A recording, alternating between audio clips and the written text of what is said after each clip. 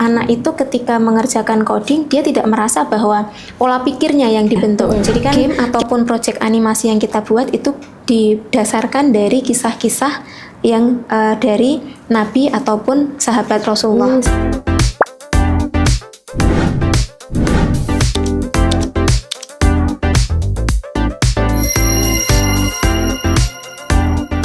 Assalamualaikum warahmatullahi wabarakatuh. Hello everyone, welcome back to our weekly podcast channel Salam Al-Abidin, Inspiring the World, Shaping the Future. Podcastnya Yayasan Al-Abidin yang akan membahas semua unit-unit yang ada di Yayasan Al-Abidin terkait dengan pendidikannya, handling anak, terus info-info menarik lainnya. Kali ini kita akan membahas sesuatu yang spesial lagi tentang yang lagi viral, tentang coding. Mengapa sih anak itu harus coding? Sebenarnya coding itu apa? Nah, kalau bicara coding itu pastinya tidak lepas dari skill ya.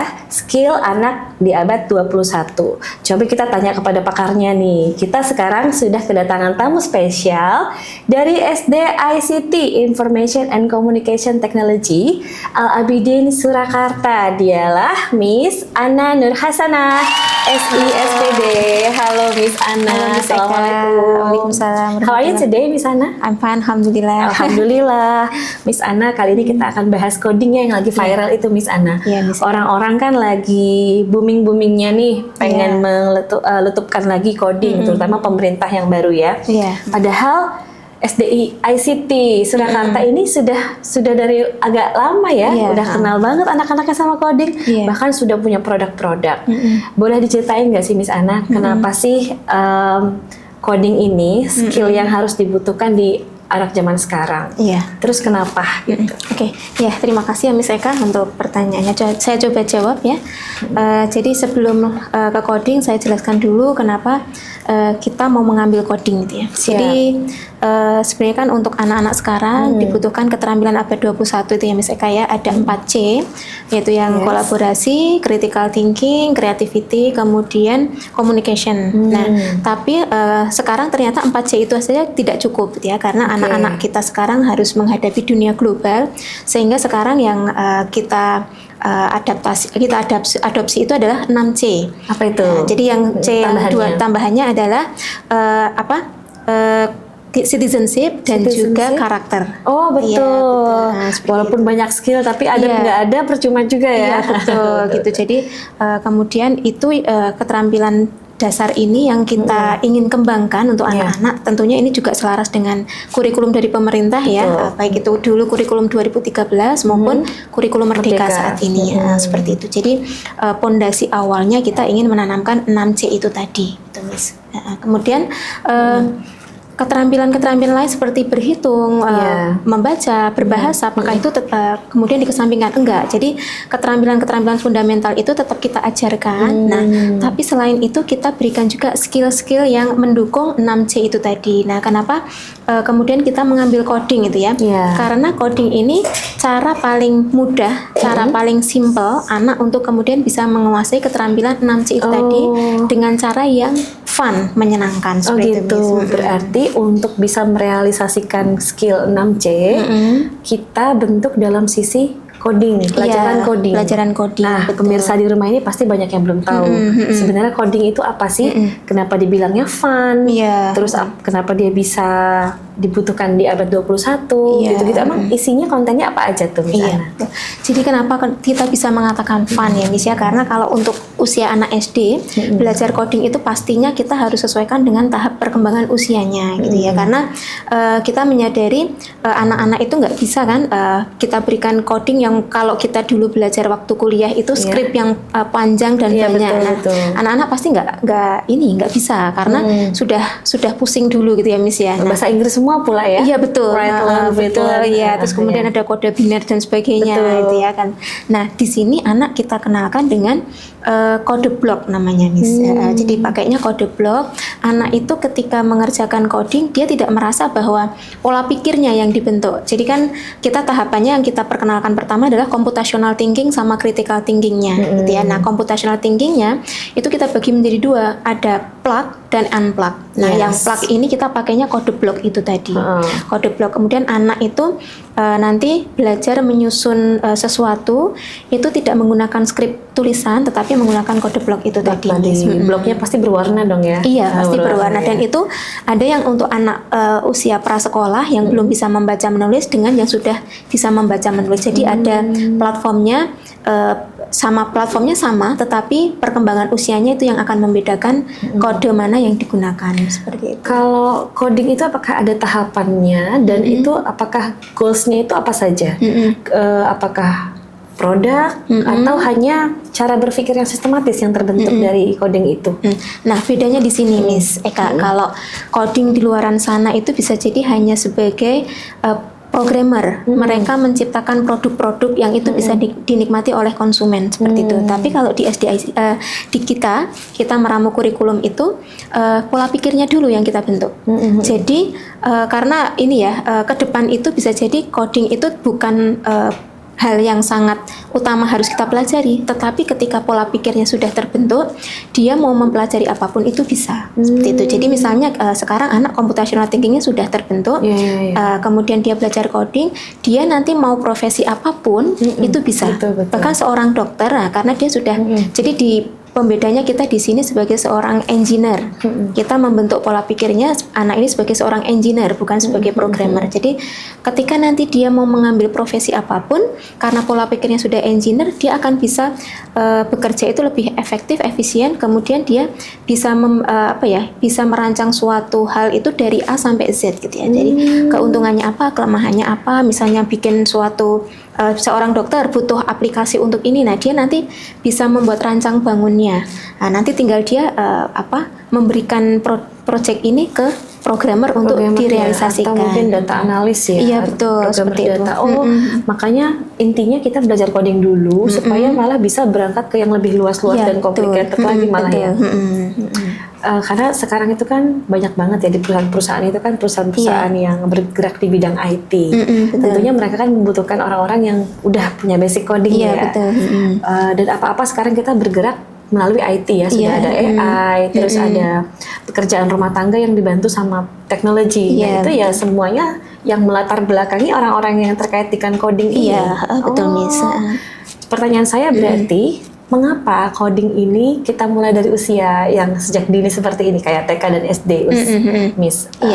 Karena kan kedengarannya kayak complicated banget ya. Ya karena itu, Miss.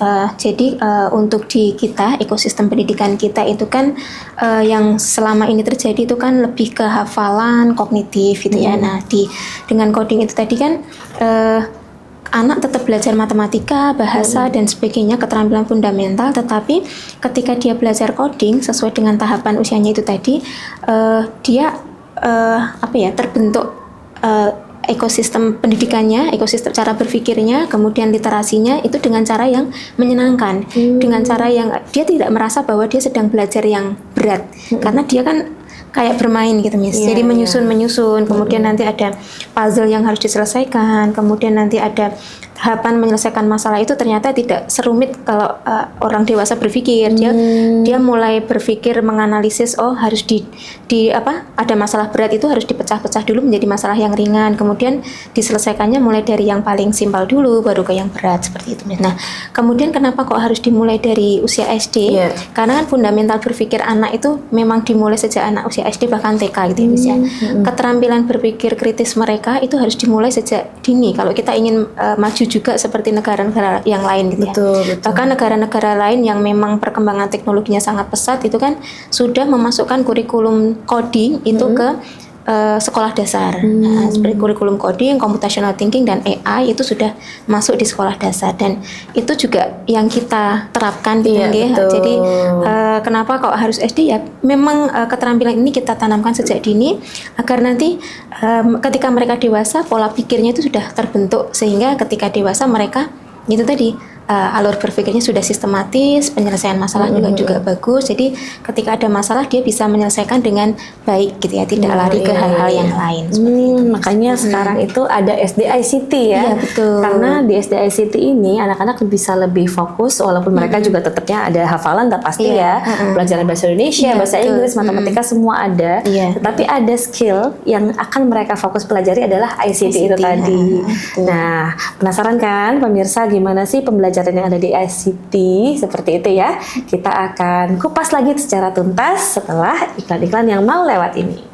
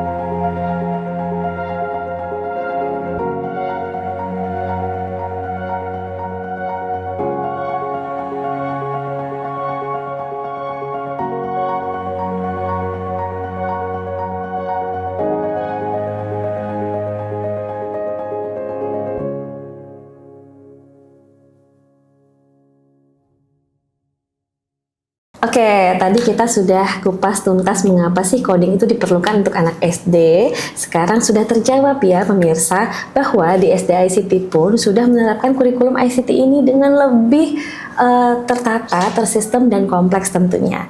Nah, Miss Eka pun penasaran bagaimana sih pembelajaran yang ada di SD ICT ini sampai-sampai sekolahnya dijadikan satu-satunya sekolah SD yang sudah menerapkan ICT ini di Surakarta. Atau koreksi ya kalau salah ya. Di Indonesia malah ya, Allah luar biasa. Boleh cerita sedikit Miss Ana gimana pembelajaran yang ada di SD ICT? Iya. Ya Miss Eka, jadi untuk di SD ICT kita mengembangkan kurikulum sendiri gitu ya Miss ya. Jadi kita mempelajari beberapa platform untuk mengembangkan kurikulum ini di SD gitu ya. Dan kita dasarnya 6C itu tadi ya. Jadi karakter, kemudian citizenship, kemudian creativity, terus juga 6C itu tadi semuanya kita ramu untuk kemudian kita masukkan ke dalam kurikulum gitu ya. Jadi coding ini tidak ansih hanya belajar coding saja, tetapi ada hal-hal yang kemudian melatar belakanginya gitu. Jadi karena ini kurikulumnya kita ramu sendiri, jadi kita bisa bisa bereksplorasi gitu ya, bisa istilahnya anak terbaik itu pakainya yang ini, pakai yang ini gitu ya. Dan itu dimulai dari kelas 1. Karena kita kelas 1 itu kan masih dasar sekali ya. Beberapa anak mungkin kalau anak usia SD kelas 1 kan belum bisa membaca dan menulis, Miss. Itu platform yang kita gunakan itu kita sudah mulai belajar kode blok, tapi yang anak belum membutuhkan kemampuan membaca dan menulis. Jadi anak tinggal melihat baru seputar gambar visualnya saja, nanti dia sudah dengan diberikan sedikit stimulus dari guru, nanti dia sudah bisa mengerjakan atau membuat project dari situ. Kemudian selain itu kita computational thinkingnya itu dari kelas 1 sampai 6 itu terus kita berikan yang secara unplug itu. Nah, secara yang plug itu pakainya yang coding itu tadi. Terus selain itu keterampilan yang kita berikan juga ini, Miss, rapid mengetik 10 jari. Karena kan anak SD udah bisa gitu. Iya, betul. Karena kan kalau mengetiknya dengan 10 jari pastinya lebih efektif dan efisien ya. Beda kalau dengan dulu 11 jari ya. Iya, betul. Itu pastinya lebih lama. Kemudian mulai kelas 2 karena anak sudah mulai bisa membaca dan menulis, sudah kemampuan literasinya juga sudah lebih bagus. Platformnya sudah masih sama platformnya, tetapi membutuhkan kemampuan anak untuk membaca dan menulis. Jadi di situ anak betul, kode bloknya nanti sudah ada membutuhkan keterampilan anak membaca dan menulis. Jadi proyeknya pun yang dibuat bisa proyek animasi, percakapan. Nah, ketika percakapan kan nanti karakternya misalnya saya dan Miss Eka nih baru ngobrol. Nanti di sini muncul balonnya, kemudian ada tulisannya. Nah, anak ngetikkan. Misalnya Assalamualaikum, selamat pagi. Nah, itu nanti Miss Eka membalas, nanti juga di sebelahnya Miss Eka nanti ada gelembung itu tadi yang ada tulisannya. Nah, itu kan anak sudah membutuhkan kemampuan menulis yang bisa. Kemudian kita nanti juga sudah bekali dengan keterampilan Microsoft Word. Karena kan anak sudah bisa membaca juga ya. Iya, betul. Kemudian mulai naik kelas 3 nanti juga Office-nya itu sudah naik ke PowerPoint. Jadi anak di situ sudah mulai membuat slide presentasi dari project yang dia buat seperti itu. Kemudian untuk codingnya masih sama. Tetapi levelnya sudah bertingkat. Iya, jadi kalau misalnya kelas 2 itu misalnya kalau mau jalan ke kanan 6 langkah, anak harus menyusun codingnya panah ke kanan sampai 6 kali. Ya, tapi kalau sudah kelas 3 anak sudah kenal looping atau istilahnya pengulangan. Berbalik arah. Pengulangan. Jadi nanti tinggal nulis angka 6, dimasukkan kode bloknya 1, sudah jalan. Ini logikanya lebih ini lagi ya. Betul. Jadi memang kita ini kan bertahap. Kelas 4 nanti sudah ada tambahan, anak sudah mulai membuat produk namanya IoT. Jadi keterampilan codingnya disambungkan dengan perangkat hardware untuk membuat suatu peralatan yang membutuhkan sensor. Misalnya sensor apa? Sensornya bisa sensor infrared, bisa sensor suara, bisa sensor gerak seperti itu. Jadi kalau kelas 4 ini yang dibuat kemarin adalah proyek lampu lalu lintas. Nah, kemudian nanti kelas 5 juga sudah mulai membuat proyek lagi itu palang pintu otomatis. Jadi kalau misalnya rel kereta api itu ada rel kereta apinya mau lewat, ada mobil yang jalan, nanti palang pintunya otomatis tertutup agar tidak terjadi tabrakan. Karena kan kalau palang pintu nggak otomatis kadang human error ya, Miss ya. Itu kan yang jaga palang pintu ternyata nggak di tempat, keretanya lewat, ada yang menyeberang, itu kan bahaya sekali. Jadi ini itu teknologi IT yang ada di sekitar kita ya. Iya, betul.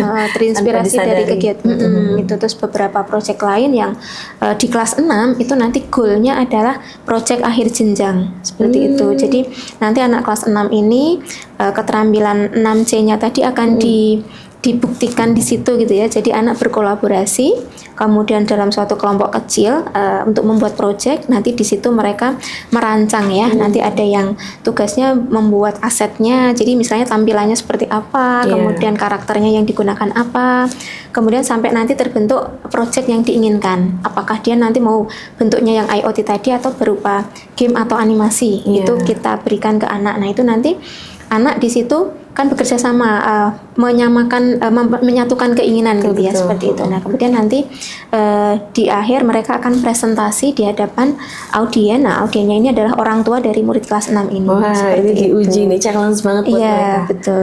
Seperti Karena itu. ada kan anak yang mungkin belum siap untuk berkolaborasi. Iya, betul. Kalau timpang sana sini nggak yang merata kan, otomatis ada yang dominan ya. Iya, betul seperti Wah, itu. Masya Allah, keren ya.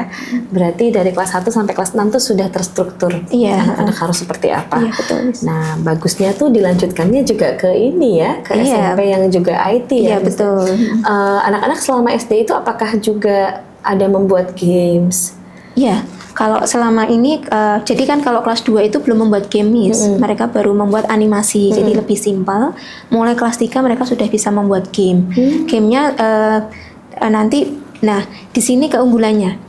Game ataupun project animasi yang kita buat itu didasarkan dari kisah-kisah yang dari Nabi ataupun sahabat Rasulullah. Sekalian gitu. belajar berarti Iya, ya. sekalian belajar karena kan basic agama itu tetap harus ditanamkan ke anak-anak gitu. Jadi termasuk yang di karakter itu tadi, pondasinya agama kita kuatkan. Caranya dengan bagaimana? Caranya dengan project-project yang dibuat anak itu ada basicnya ya kisah-kisah Nabi dan kisah sahabat itu tadi. Jadi kisahnya misalnya kisahnya Nabi Ibrahim mencari Tuhannya itu kan ketika melihat matahari itu kan dianggap Tuhan gitu ya. Nah, ternyata kok malam berganti datang bulan. Berarti bukan Tuhan nih. Berarti Tuhanku yang bulan ini gitu Itu ya. bisa dianimasiin sama Iya, anak-anak itu dianimasikan anak-anak pergantian siang dan malam pakainya lucu, itu lucu, tadi. iya. Pakai coding itu tadi, Miss. Jadi ganti gitu. Jadi ketika malam gelap itu ternyata yang muncul bulan, ketika backgroundnya ganti terang itu yang muncul matahari seperti itu.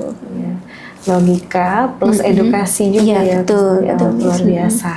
Kalau boleh tahu, selain mereka belajar IT seperti ini, kan pasti mereka butuh refresh ya. Iya, betul. Kegiatan-kegiatan mungkin atau mungkin pelajaran yang lain itu ada apa aja di SD Oh iya, so, kalau untuk keterampilan yang harus mereka kuasai juga ya Miss ya, karena ketika anak itu belajar coding itu kan biasanya fokus ya, Iya, di sangat fokus depan sekali di gadget depan, gitu ya. iya gadget. Nah itu membuat keterampilan komunikasinya itu berkurang. Nah di sini kita fasilitasi dengan public speaking and storytelling.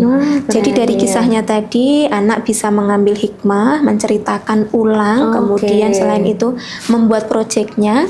Nah, nanti dia goalnya adalah bisa mempresentasikan proyek yang dia buat. Betul. Jadi dan itu setiap semester kita ada namanya student led conference. Jadi anak itu mempresentasikan proyek yang sudah dia buat di hadapan orang tuanya. Betul. Seperti Itu harus ya. Harus itu. Soalnya kan biasa orang IT itu di belakang layar. Iya, terus betul. ya. Betul. Public speaking harus terasa Betul. juga ini Iya, ya, betul. sejak SD. Sejak SD harus terasa. Jadi sejak kelas 1 pun nanti akhir semester 1 ini anak harus mengkomunikasikan itu, mempresentasikan itu ke orang tua. Nah, kemudian selain public speaking yang memang kita berikan bekal ke anak ini adalah ini Miss, karena ketika dia belajar coding itu mereka itu memorinya adalah short term memory. Nah, untuk mengatasi hal ini kita kurikulumnya ada yang namanya tahfidz dan tahsin. Jadi di sini selain tahfidz ini untuk mengasah long term memorinya, karena anak-anak ini ketika belajar di depan komputer ataupun belajar coding itu memorinya pendek. Nah, itu kita berikan target hafalan itu 2 juz dalam selama di SD ICT.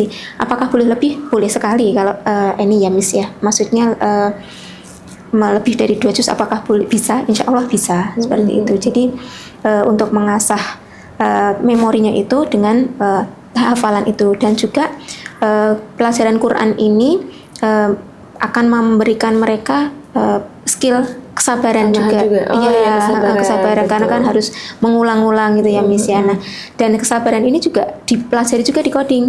Gitu, karena kan kalau proyeknya nggak jalan itu anak harus meruntut Cari dulu, lagi yang mana nih, yang errornya keliru, di mana iya gitu betul. ya. Dan itu kan kalau anak nggak sabar ya dia akan menyerah dan ya tidak mau melanjutkan. Tidak jadi plannya. Betul, seperti itu Miss. Dan ya untuk di kita juga ada kegiatan-kegiatan penunjang gitu ya. Jadi ada semacam gelar karya, kemudian juga ada ICT camp. Jadi anak-anak ngecamp, kemudian ini Miss mereka membuat produk-produk itu secara kolaborasi seperti iya. itu. Bisa di kelas berapa itu, Miss? Ini mulai kelas 4 itu Miss. Oh iya, wah, keren-keren banget ya kegiatan-kegiatan dan pelajaran yang ada di SDA City. Jadi pemirsa di rumah pasti penasaran kan gimana caranya kalau mau daftar ke sana. Ini masih pendaftaran apa belum? Nah, coba kita tanya Miss Ana. Iya. Gimana Miss Ana? Masih Iya. pendaftaran ini? Masih Miss Ana? pendaftaran Oh, ini. iya, Nah, oke. ya ini masih gelombang khusus. Masih gelombang khusus. Iya betul, gelombang khususnya berakhirnya sebentar lagi 31 Desember. Jadi Wah, akhir tahun nih bisa ya. dimanfaatkan ya semaksimal mungkin Untuk agar- kelas untuk kelas 1. satu. Untuk kelas TKB. Ya, TKB untuk anak-anak yang TKB. seperti TKB. itu. Jadi yang punya anak-anak TKB atau bahkan TKA juga bisa TKA ya, juga sudah bisa sekali. inden. Sudah bisa inden. TKA, TKB yang sudah kayaknya wah ini harus ICT nih. Nah, ini boleh untuk kepo-kepoin dulu Instagramnya SDICT atau websitenya, terus boleh tanya-tanya, dijamin nggak akan menyesal ya, karena semuanya dapat dari skill IT-nya, ada menghafalnya juga, ada citizenship sama karakter tadi ya yang juga diutamakan. Insya Allah SD-nya nanti akan jadi memorable sekali di SDICT, Masya Allah. Ada sedikit kesan buat orang tua di rumah yang berpikir coding itu bagaimana. Iya. Itu mungkin Miss Ana punya something to say? Ya, untuk parents di rumah ya, jangan khawatir ketika anak belajar coding, anak itu pembelajar cepat. Jadi dengan kita sebagai orang tuanya, mereka itu jauh lebih punya kemampuan yang di atas kita, jauh dari ekspektasi kita. Jadi jangan khawatir, dan ketika anak kita itu memang sekarang eranya dengan gadget, arahkan mereka dengan bersekolah di tempat yang tepat. Dan tentunya di SDICT Al-Abidin Surakarta, sekolah pilihan yang tepat untuk Ananda di rumah. Nah, itu dia ya yang terakhir ya, pilihan yang tepat. Jadi jangan salah pilih ayah bunda semuanya. Oke, makasih sekali Miss Ana Sama-sama, sudah Miss sharing-sharing Eka. tentang IT di sini. Begitu banyak wawasan kita, dan terus ikuti podcast Yayasan Al-Abidin. Di pekan depan lagi kita akan membicarakan tema apa lagi ya. Oke, stay tune terus. Terima kasih Miss Ana. Sama-sama, Miss Oke, Eka. Miss Eka undur diri dulu. Wassalamualaikum warahmatullahi wabarakatuh.